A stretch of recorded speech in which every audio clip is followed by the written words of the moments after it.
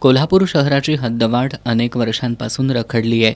आता जनगणना आणि स्थानिक स्वराज्य संस्थांच्या निवडणुकांमुळे हद्दवाढीची प्रक्रिया आणखी मागं जाण्याची शक्यता आहे.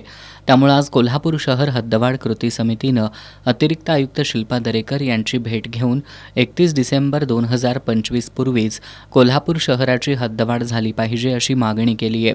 महापालिकेनं हद्दवाढी संदर्भात शासनाला नवा प्रस्ताव पाठवलाय, याची माहिती द्यावी अशी मागणी ही समितीनं केली आहे.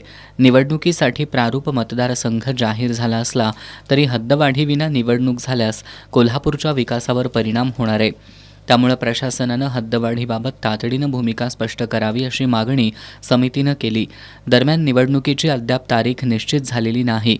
निवडणुकीचं काम हे नगरविकास विभागाच्या कामकाजानुसार सुरू असल्याचं पत्र महापालिकेकडून देण्यात आलंय. यावेळी बाबा इंदुलकर, सचिन चव्हाण, दिलीप देसाई, बाबा पार्टे, अनिल कदम, रघु कांबळे यांच्यासह कृती समितीचे कार्यकर्ते उपस्थित होते.